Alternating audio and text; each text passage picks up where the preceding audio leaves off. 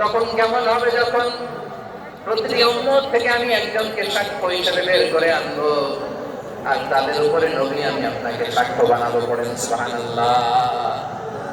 তাহলে সব উম্মতের ব্যাপারে সেই উম্মতের নবীরা সাক্ষ্য দিবে, আর ওই নবীদের উপরে আমাদের নবী বিশ্ব নবী সাক্ষ্য দিবেন। সুবহানাল্লাহ পড়েন। এজন্য বিশ্ব নবী হচ্ছেন শাহিদ। শাহিদের আরেকটা ব্যাখ্যা হচ্ছে বিশ্ব নবী ইসলাম আমাদের সাক্ষীর উপরে তিনি সাক্ষী দিবেন। তিনি নবীদেরও সাক্ষী, আবার আমাদের উপর উম্মতের উপরও সাক্ষী। সুবহানাল্লাহ পড়েন।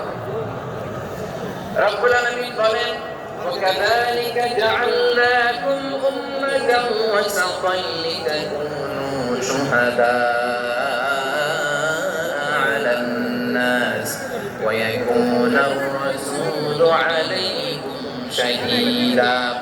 আর অনুরূপভাবে আমি তোমাদেরকে মধ্যমপন্থী উম্মত হিসেবে তৈরি করেছি, প্রেরণ করেছি, ব্যালেন্স উম্মাহ, মধ্যমপন্থী উম্মাহ হিসেবে প্রেরণ করেছি, যাতে করে তোমরা সবার উপরে সাক্ষ্য দিতে পারো, আর যাতে তোমাদের নবী হতে পারে তোমাদের উপরে সাক্ষ্যদাতা। পড়েন সুবহানাল্লাহ।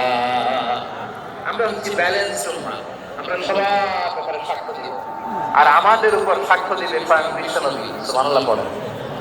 তাহলে আমাদের নবী নবীদের উপরও সাক্ষী, আমাদের উপরও সাক্ষী। সেই বুখারীতে এসেছে আল্লাহ তাআলা কিয়ামতের দিন সাইয়েদনা নূহ আলাইহিস সালামকে বলবেন, নূহ তুমি কি দাওয়াত পৌঁছিয়েছো তোমার উম্মতের কাছে?